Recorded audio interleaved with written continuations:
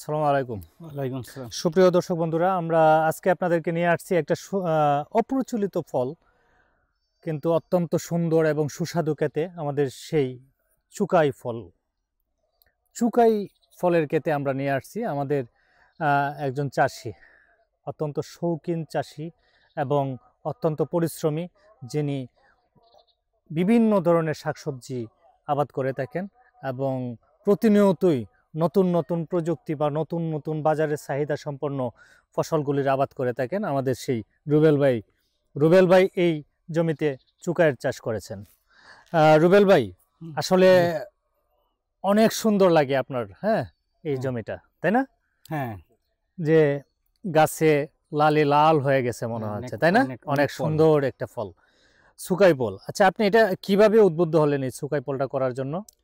এটা প্রথমে বাড়ির দিকে আশপাশে 10-20টা গাছ থাকতো আর কি। পরে দেখা যায় যে বাজারে 80 টাকা 100 টাকা কেজি এই ফলটা বিক্রি করা যায়। আচ্ছা আচ্ছা। তো বাজারে যেহেতু ফলটার চাহিদা আছে, এর পাতাটাও বিক্রি করা যায়।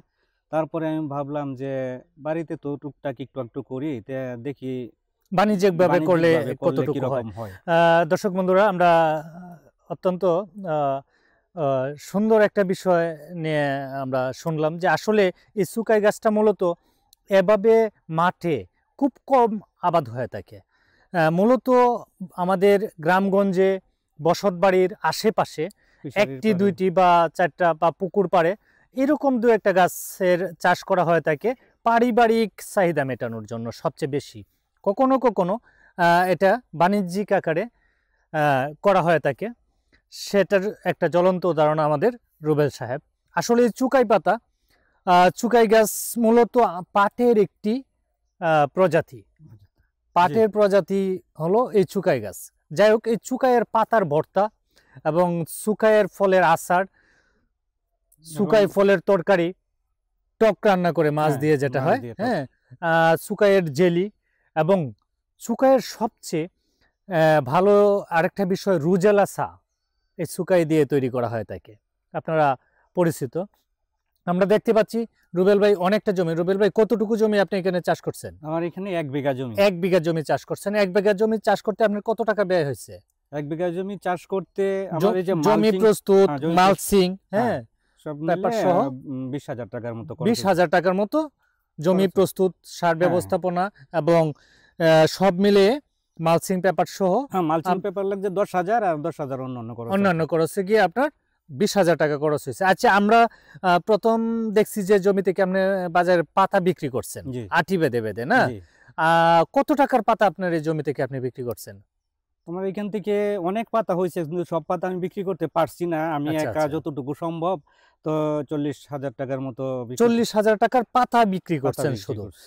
আসলে সুন্দর একটি অভিজ্ঞতা যে শুধু পাতাই। এখন তো ফল বিক্রি করতেছেন, তাহলে এখন পর্যন্ত ফল তো মাত্র আসা শুরু হয়েছে এবং বিক্রি মাত্র শুরু করছেন। কত টাকার ফল বিক্রি করছেন?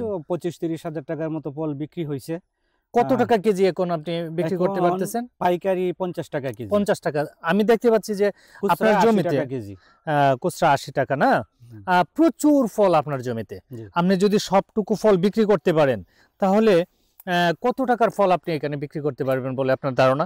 আমার ধারণা সবটুকু ফল যদি বিক্রি করতে পারি আর বাজার দরটা এরকম থাকে, তাহলে 2 লাখ টাকা বা তারও বেশি বিক্রি হইতে পারে। 2 লাখ বা আরো বেশি বিক্রি করতে পারেন। কিন্তু আরেকটা জিনিস আমার মনে হচ্ছে, যে পর্যন্ত ফল আপনার এতে গাছগুলাতে, না, সেই ফল তো যে উঠানোর তো আপনার একার পক্ষে সম্ভব না। আমরা কথা বলে দেখলাম যে আপনি এই জমিতে আরো অতিরিক্ত লেবার কেন নিচ্ছেন না, নিয়ে কেন ফল সংগ্রহ করতেছেন না? আপনার তো প্রচুর ফল। হ্যাঁ, ফল প্রচুর আছে, কিন্তু অন্যদেরকে নিয়ে করলে যদি আমার ডাল এই যে এগুলি ভেঙে যায়, এই ফলগুলো উঠানোর পরে আরেকবার ফল হবে না। আচ্ছা, মানে এই ফলের পরে আরেকবার ফল নিতে পারবেন, সেই যেন গাছটা ক্ষতিগ্রস্ত না হয়। তাহলে আপনি তো যাদেরকে লেবার নিবেন তাদেরকে বুঝাই দিবেন যে এইভাবে কাটতে হবে, তাহলে তো সেই ক্ষতিটা হওয়ার কথা না। তাই এরপরেও গাছ অনেকটা উঁচু হয়েছে, তো লেবাররা যেভাবেই বলি নিজের কাজটা নিজে করলে যেরকম অন্যরা দিয়ে করলে এরকম হবে না। কিন্তু তাহলে তো ফল আপনার নষ্ট হয়ে যাবে জমিতে। নষ্ট হবে না, একটু সময় লাগবে, না? উঠাইতে পারবেন। আপনার মেয়েকে দেখতে পাচ্ছি, কি যেন মা তোমার নাম? রাখা। রাখাও তো ফল উঠায়, না? ওটাও না ফল কতটুকু উঠাইতে পারেন? হ্যাঁ, 4-5 কেজি। আচ্ছা, যাই হোক, আরেকটা দর্শক বন্ধুরা আমরা একটা জিনিস ভালো করে বলে দিচ্ছি যে এই চুকাই ক্ষেতে আমরা সবচেয়ে ভালো জিনিস যেটা, এই অবস্থায় কখনো পোকার আক্রমণ খুব একটা হয় না বললেই চলে। যদি পোকার আক্রমণ হয় তাহলে ছোট অবস্থায় যখন জমিতে পাতা থাকে তাহলে পাতা কেঁকু কিছু পোকা হয়তো হয়, এছাড়া খুব একটা পোকার আক্রমণ হয় না বলে এইখানে কীটনাশক বা কোনো ধরনের বিষ প্রয়োগ করার প্রয়োজন হয় না। আসলে একটা ভালো জিনিস যেটার মধ্যে আমাদের কীটনাশকের প্রয়োগ ছাড়া সুন্দর প্রাকৃতিক বিষয়, আমরা কীটনাশকবিহীন ভেজালবিহীন একটা খাবার এই চুকাই। এই চুকাই এর বিভিন্ন রকমের ব্যবহার সম্পর্কে আমরা বললাম।